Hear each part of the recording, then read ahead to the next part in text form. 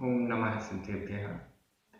झाडग्गिदग्धकं मे निर्मलसुविशुद्धलब्धसद्भावे नम्यूणपरमसिद्धे सुतच्च सारं पवोच्छामि।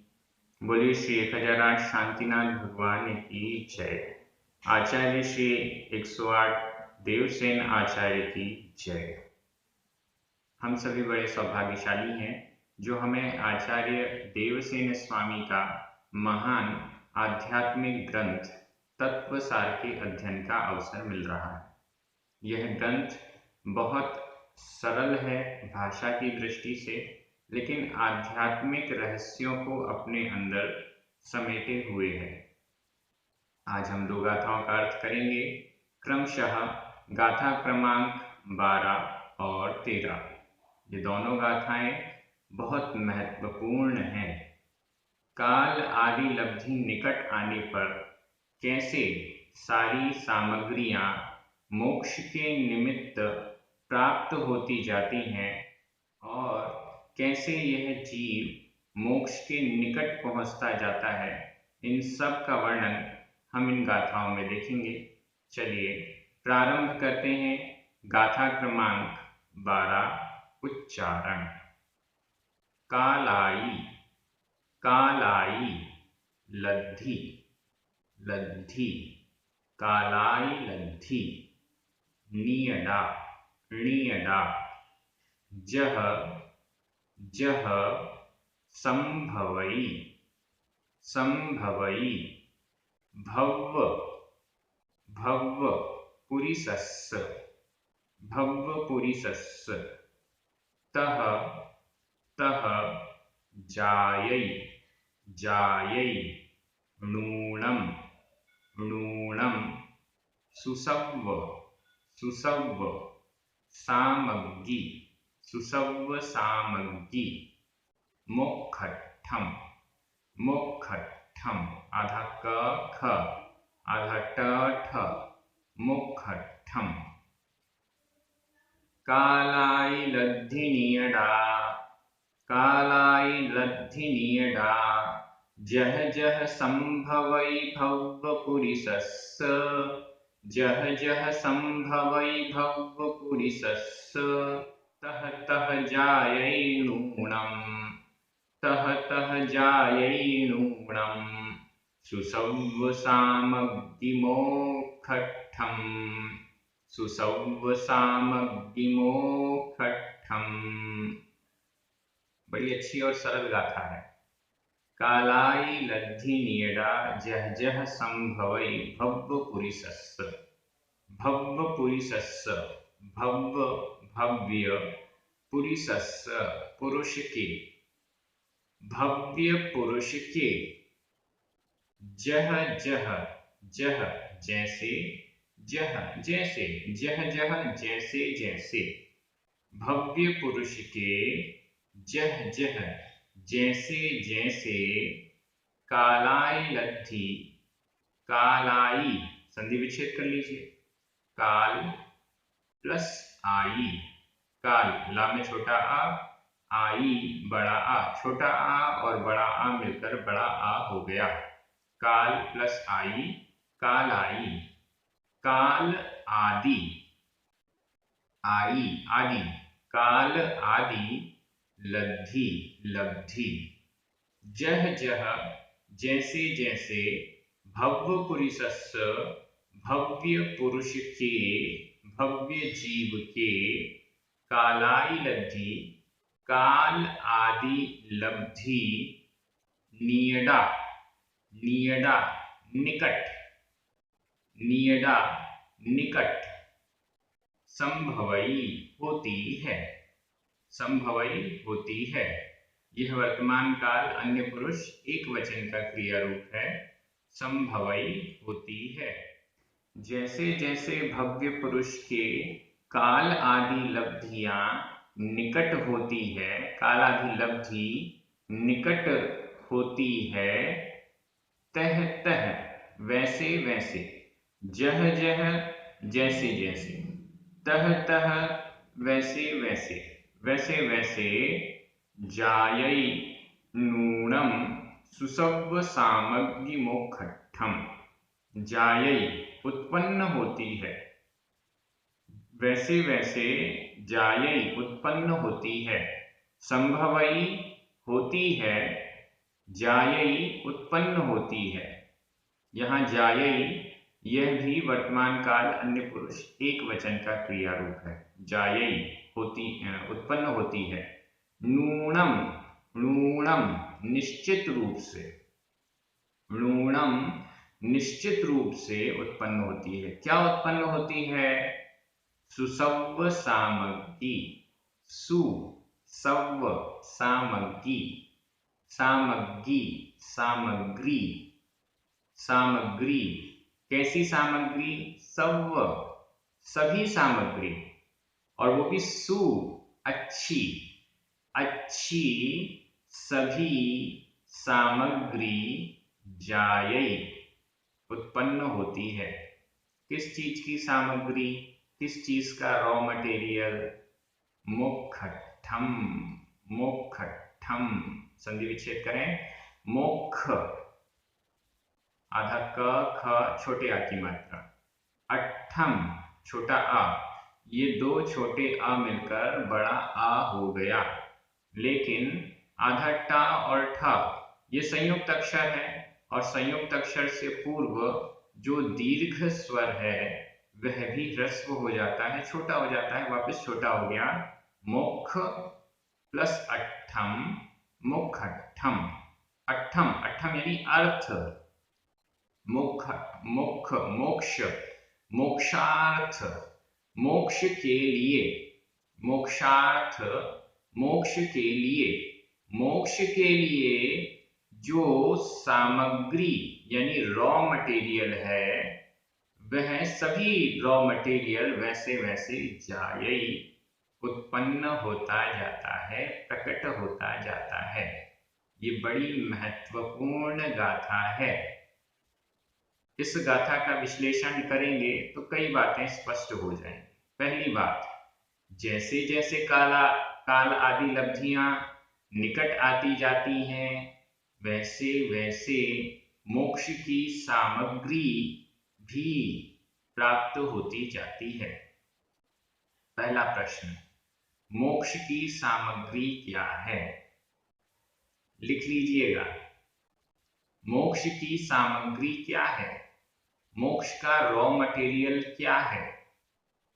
सांसारिक सुख, सांसारिक सुखों की भोग की वस्तुएं, इंद्रियों के उपभोग की वस्तुएं, मन को अच्छी लगने वाली वस्तुएं नहीं, ये तो मोक्ष के निमित्त हो नहीं सकते। तो मोक्ष की सामग्री क्या है जो कि निकट आती, जो कि प्राप्त होती जाती है? मोक्ष की सामग्री है मोक्ष मार्ग, सम्यक दर्शन, सम्यक ज्ञान, सम्यक चारित्र। सम्यक दर्शन हो गया, इसके बाद क्रम से चलते जाइए। सम्यक दर्शन मोक्ष की सबसे पहली सामग्री जो भव्य पुरुष प्राप्त करता है अपने पुरुषार्थ से, पहली सामग्री सम्यक दर्शन। इसके बाद सम्यक दर्शन को प्राप्त करके वह अणुव्रतों को ग्रहण करता है।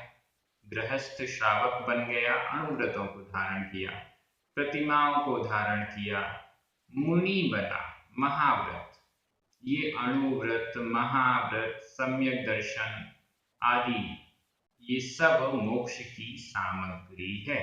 इस मोक्ष की सामग्री को प्राप्त करता है। जैसे जैसे काल आदि लब्धि निकट आती है वैसे वैसे यह जीव इन मोक्ष की सामग्रियों को प्राप्त करता है। अगर कोई सम्यक दृष्टि है तो कहां तक पहुंचा?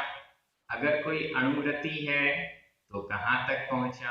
अगर कोई महाव्रति है तो कहां तक पहुंचा?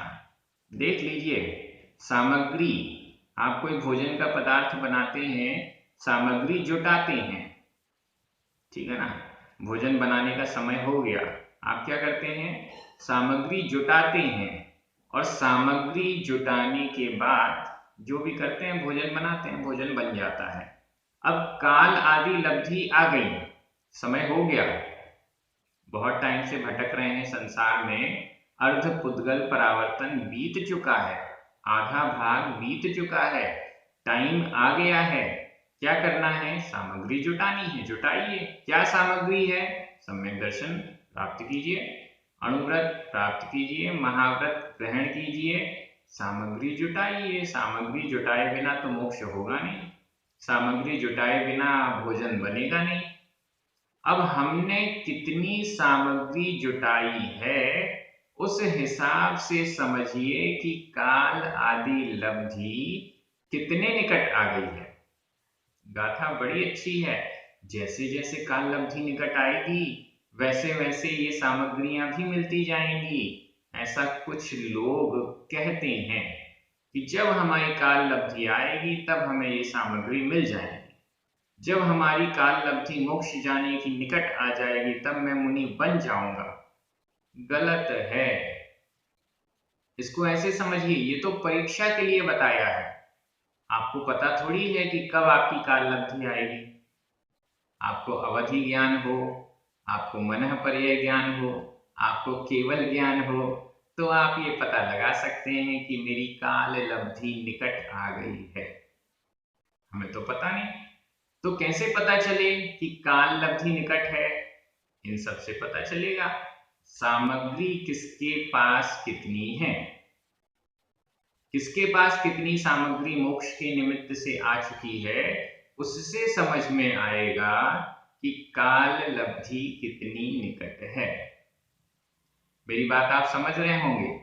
कई लोग उल्टा व्याख्यान करते हैं, कहते हैं कि जब काल लब्धि निकट आएगी तब मैं अपने आप सम्यक दृष्टि बन जाऊंगा, तब मैं अपने आप मुनि बन जाऊंगा, तब मैं अपने आप ध्यान करने बैठ जाऊंगा, तब मेरे कर्म अपने आप नष्ट हो जाएंगे और मोक्ष हो जाएगा। ये कुछ भी काम अपने आप नहीं होता है, क्योंकि हमें पता ही नहीं है पहली बात कि काल लब्धि कब आई, आई कि नहीं आई, आंखें निकल गई, क्या हुआ, कुछ नहीं पता। दूसरी बात, ये काल आदि लब्धि नियामक नहीं है। नियामक का मतलब है कि जब काल लब्धि आएगी तो मोक्ष हो ही जाएगा, ऐसा कोई नियम नहीं है। कितने ही जीवों की काल लब्धियां आ जाती हैं, सामग्रियां मिल जाती हैं, लेकिन वो वापस वापस एक सर्किल है, सर्किल में से आधा भाग पूरा हो गया, संसार चक्र आधा भ्रमण कर लिया, अब बचा आधा। तो ये काल लब्धि हो गई पहली। तीन काल लब्धियां हैं, पहली काल लब्धि हो गई। अब इसमें जो आधा भाग बचा है इसमें सम्यक दर्शन को आप उत्पन्न कर सकते हैं, हो ही जाएगा, ऐसा कोई नियम नहीं है। काल लब्धि आ गई, समय आ गया, आपने आधा टाइम पूरा कर लिया है, अब आधा बचा, इस आधे में आपने सम्यक दर्शन प्राप्त कर लिया तो ठीक है, नहीं तो वापस जीरो पर आ जाएंगे। तो ऐसी काल लब्धियां कई बार आकर निकल जाती हैं, लेकिन हम पुरुषार्थ नहीं करते। भोजन बनाने का समय तो हो जाता है, लेकिन अगर कोई भोजन ना बनाए तो कैसे बनेगा भोजन? तो ये हमें समझना चाहिए। काल लब्धि केवल एक लब्धि नहीं है, इसमें आदि शब्द भी जुड़ा हुआ है। केवल एक काल लब्धि हो गई, टाइम हमारा अच्छा हो गया। अच्छा टाइम होने से काम नहीं चलता, टाइम अच्छा हो और आप पुरुषार्थ भी करें तब जाकर काम होता है। तो यहाँ पर ये दृष्टि आप स्पष्ट रखिएगा। कैसे माने कि हमारी काल आदि लब्धि आ गई है, कैसे माने कि मेरा समय अच्छा चल रहा है? सीधी बात है, सामग्री देखिए, साधन देखिए, हम कितने साधनों को प्राप्त कर चुके हैं, मोक्ष मार्ग के कितने साधन हमारे पास आ चुके हैं। अगर कोई महाव्रती बन चुका है इसका मतलब उसकी काल लब्धि निकट है। कोई अणुव्रती है तो वो मीडियम आधे रास्ते पर है। कोई सम्यक दृष्टि है तो उसने रास्ते पर एंटर किया हुआ है, प्रवेश किया हुआ है। ये हमें इस गाथा से समझना है। उल्टा मत समझिएगा कि काल लब्धि आएगी तो मैं मोक्ष चला जाऊंगा। ये पुरुषार्थहीन लोगों के, सपने देखने वालों के विचार होते हैं। जो पुरुषार्थी है वो ये कहता है जब टाइम आएगा तब आएगा, मैं तो मेरा पुरुषार्थ करता रहूंगा। और इस गाथा ने तो स्पष्ट कर दिया कि जैसी जैसे सामग्री मिलती जा रही है मोक्ष मार्ग की, मोक्ष की, वैसे वैसे आपकी काल लब्धि निकट है। मुनि बने हैं इसका मतलब है कि आप मोक्ष के निकट आ गए, काल लब्धि बहुत आगे बढ़ चुकी है, काल लब्धि बहुत निकट आ चुकी है, बहुत पास में है। ये बात इस गाथा से स्पष्ट हो रही है। बार बार चिंतन कीजिएगा, एक दूसरे से डिस्कशन भी कीजिएगा, चर्चा भी कीजिएगा, इस गाथा को सामने रखकर कई बातें खुलेंगी। एक बार फिर से मैं हिंदी अर्थ कर रहा हूं, आपकी नजर प्राकृत शब्दों पर जाएगी।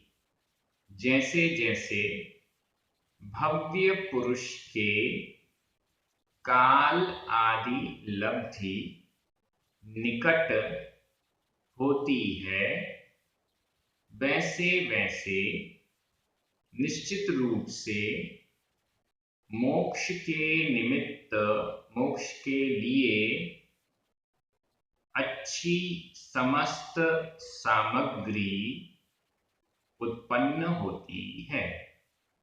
विभक्तियों की दृष्टि से देखें, कालाई लब्धि, नीड़ा और सुसव्य सामग्री, ये सभी प्रथमा विभक्ति का एक वचन है, स्त्रीलिंग में है।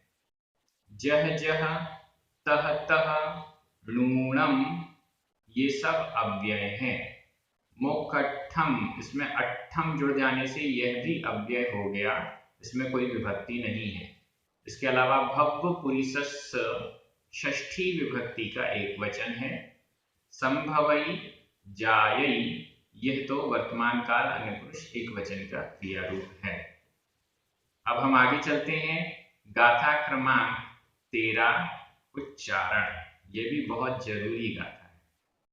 चलन, चलन रहियो, चलन रहियो, मनुष्यो, मनुष्यो, जह जह, वंछई, वंछई, मेरु, रा में छोटी उठी मात्रा, मेरु सिहर मारुहियुम, मेरु सिहर मारुहियुम, आकू में बिंदी, मारुहियुम, मेरु सिहर मारुहियुम, तह तह, झाणेन, झाणेन, विहीणो, विहीणो, इच्छै, इच्छै, कम्मखयम, कम्मखयम, साहू, साहू, चलन रहियो मनुष्यो, चलन रहियो मनुष्यो, जह वंछै मेरु सिहर मारुहियुम, जह वंछै मेरु सिहर मारुहियुम, तह झाणेन विहीणो, तह झाणेन विहीणो, इच्छैकं मख्खयं साहू, इच्छैकं मख्खयं साहू। बड़ी अच्छी और सरल गाथा है। इसको हम प्राकृत भाषा की दृष्टि से वाक्य बनाते हुए देखते हैं। अर्थ तो सरल है, वैसे ही समझ में आ जाएगा। चलन रहियो मनुष्यो, जह वंशे मेरु सिहर मारुहियो, ये पहला सेंटेंस हुआ और नीचे का सेंटेंस दूसरा। ये दो सेंटेंस, दो वाक्य यहाँ पर बनेंगे। वाक्य बन रहा है, सबसे पहले क्रिया ढूंढिए। इस पूरी लाइन में, पहली लाइन में क्रिया कौन सी है? हाँ, कौन सी क्रिया है? वंछई, वंछई, ये क्रिया है। वंछई का अर्थ होता है वांछा करता है। वांछा यानी इच्छा, इच्छा करता है, वांछा करता है।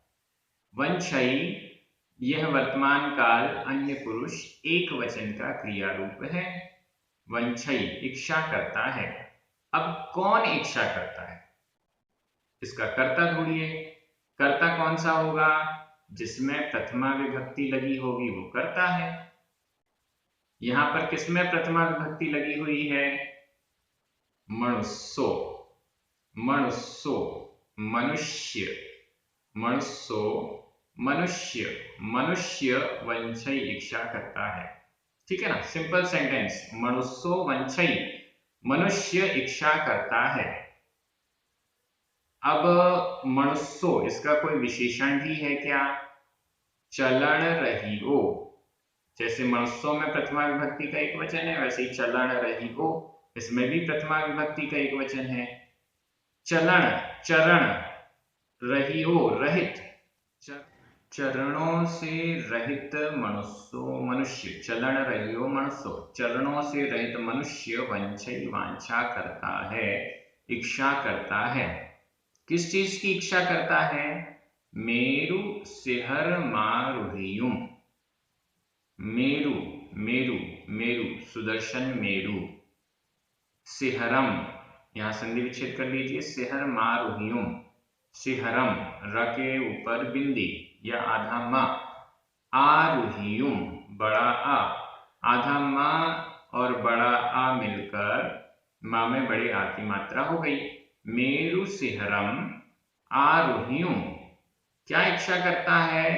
आरुहियुम, आरोहण के लिए, आरुहियुम, आरोहण के लिए, वंशई वांछा करता है, इच्छा करता है, आरोहण के लिए। यहां पर हित्वर्थक कृदंत का प्रयोग है, प्रत्यय लगा हुआ है। आरुह क्रिया है, आ प्लस रुह, आसर्ग हो गया, और रुह यह क्रिया हो गई। आरोह इस क्रिया का अर्थ हो गया आरोहण करना, चढ़ना, ऊपर चढ़ना, और इसमें प्रत्यय हितवर्थक कृदंत का लगा, आरुहियुम, आरोहण के लिए, चढ़ने के लिए, वंशई वांछा करता है, इच्छा करता है। कहां पर चढ़ने के लिए? मेरु सिहरम, मेरु के शिखर, सिहर शिखर, मेरु के शिखर को आरोहियुम चढ़ने के लिए वंशई वांछा करता है। ये पूरा सेंटेंस आपका हो गया। चरणों से रहित मनुष्य मेरु शिखर को चढ़ने के लिए वंशई वांछा करता है। एक शब्द रह गया है जह, जैसे, और नीचे लिखा है तह, वैसे। अब इन दोनों सेंटेंस को जोड़ने के लिए यहाँ पर जैसे और वैसे। जह जैसे, चरणों से रहित मनुष्य, पैरों से रहित मनुष्य मेरु शिखर को चढ़ने के लिए, सुदर्शन मेरु जो है यानी सबसे बड़ा पर्वत, उस सबसे बड़े पर्वत पर आरोहण करने के लिए वंशई वांछा करता है, इच्छा करता है। तह उसी प्रकार, तह उसी प्रकार, झाणेन विहीणो, ऊपर था चलन रहियो, चरणों से रहित, यहां नीचे तह उसी प्रकार, झाणेन ध्यान से, विहीणो विहीन, झाणेन विहीणो ध्यान से विहीन, ध्यान से रहित, जिसको ध्यान नहीं करना आता, जो ध्यान नहीं करता है, झाणेन विहीणो ध्यान से विहीन, कौन? साहु, साधु, ध्यान से विहीन साधु। तह उसी प्रकार, झाणेन विहीनो साहु, ध्यान से विहीन साधु, कम्मक्षयम इच्छई, कम्मक्षयम कर्म क्षय की इच्छई इच्छा करता है। उसी प्रकार से ध्यान से विहीन साधु कम्मक्षयम कर्म के क्षय की इच्छई इच्छा करता है। अब ये दोनों, एक तो है दृष्टांत और एक है दार्ष्टान्त, एक है उदाहरण और उस उदाहरण को सेट किया गया है नीचे वाली लाइन में। जैसे पैरों से रहित कोई मनुष्य मेरु शिखर पर चढ़ने की इच्छा करता है, उसकी इच्छा करने मात्र से वो मेरु शिखर पर नहीं चढ़ सकता। उसी प्रकार से साधु जो कि ध्यान से विहीन है, ध्यान से रहित साधु कर्म क्षय की इच्छा करता है, लेकिन वो कर्म क्षय नहीं कर सकता है। इसका बड़ा सरल उदाहरण आपको दिया गया है। शब्द यहाँ सरल है, प्राकृत भाषा की दृष्टि से भी आपको ये गाथा समझ में आई है। यहाँ विभक्तियां देख लेते हैं। चलन रहियो, मनुष्यो, साहू, विहीनो, इन सब में प्रथमा विभक्ति का एक वचन है। जह, तह, ये दोनों ही अव्यय हैं। मेरु शिहरम और कम्मखयम, ये दोनों ही द्वितीया विभक्ति के एक वचन हैं। आरुह्यम, यह हित्वर्थक कृदंत है। और झाणेन तृतीया विभक्ति का एक वचन है। इसके अलावा वंशई और इच्छई, यह वर्तमान काल अन्य पुरुष एक वचन के क्रिया रूप है। मैं हिंदी में अर्थ कर रहा हूं, आपकी नजर प्राकृत शब्दों पर जाएगी। जैसे चरणों से रहित मनुष्य मेरु शिखर को चढ़ने के लिए, आरोहण के लिए इच्छा करता है, वांछा करता है, वैसे ही ध्यान से विहीन साधु कर्म क्षय को चाहता है, इच्छा करता है, लेकिन उसकी इच्छा करने मात्र से ये कार्य नहीं हो सकता है। नॉर्मली जो कर्मों का क्षय होता है उसकी बात यहाँ नहीं की जा रही। हम भी कर्मों का क्षय करते हैं, कर्मों का उदय आता है, उसका फल हम भोगते हैं और वो कर्म नष्ट हो जाता है। यह कर्म का क्षय नहीं है, ये कर्म का झड़ना नॉर्मली होता रहता है। कर्म आए, रुके, फल दिया और फिर झड़ गए। इसको कोई काम की निद्रा नहीं है। इस दृष्टि से यहाँ कौन सा कर्म क्षय है? पूर्ण रूप से कर्मों का क्षय करना, पूर्ण रूप से कर्मों को नष्ट करना, ये वाला कर्म क्षय यहाँ पर जिसे हम संपूर्ण निर्जरा कह सकते हैं, वो वाले कर्म क्षय की यहाँ चर्चा है। नॉर्मल कर्म का क्षय, नॉर्मल निर्जरा तो होती रहती है, लेकिन जो ध्यान के द्वारा कर्मों का क्षय होता है, जिससे कि मोक्ष है, साक्षात मोक्ष होता है, वह कर्म क्षय की यहाँ पर चर्चा की जा रही है, जो कि ध्यान के बिना संभव नहीं है। ऐसा समझना चाहिए। गाथाएं इतनी अच्छी हैं, एक एक गाथा को अगर अलग अलग से भी हम पढ़ें, चिंतन करें, तो काफी कुछ आध्यात्मिक भ्रम जो प्रचारित होते हैं उनका भी निरसन, उनका भी दूरीकरण हो सकता है। इस दृष्टि से बड़ी महत्वपूर्ण गाथाएं हैं। मैं आप सभी से आग्रह करूंगा कि आप कमेंट बॉक्स में अपने नाम के साथ अपनी उम्र भी लिखिए। मैं यह जानना चाहता हूं कि कितने युवा यहाँ पर इस महान ग्रंथ का अध्ययन कर रहे हैं। अक्सर ये देखा जा रहा है, YouTube पर जो एनालिसिस होती है उसमें आता है कि 45 वर्ष से लेकर ऊपर वाले जो उम्र के हैं वो अधिक देख रहे हैं और जो युवा हैं वो कम हैं। तो मैं ये चाहूंगा कि आप सभी अपनी अपनी उम्र जरूर लिखिए, अपना नाम लिखिए, शहर का नाम लिखिए और उम्र लिखिए कि आपकी क्या एज है। मैं चाहूंगा आप सभी अपने घर के युवाओं को भी इस आध्यात्मिक ग्रंथ को, बड़ा सरल है, समझ में आ रहा है, अपने घर के युवाओं को भी प्रेरित कीजिए और उन्हें साथ में बैठकर देखने के लिए एक दो बार प्रयास कीजिए। आप सभी बहुत अच्छे से अध्ययन कर रहे हैं, सभी को बहुत बहुत धन्यवाद। पुण्यार्जकों को विशेष धन्यवाद। सभी को जय जिनेंद्र। चिन्वाणी माता की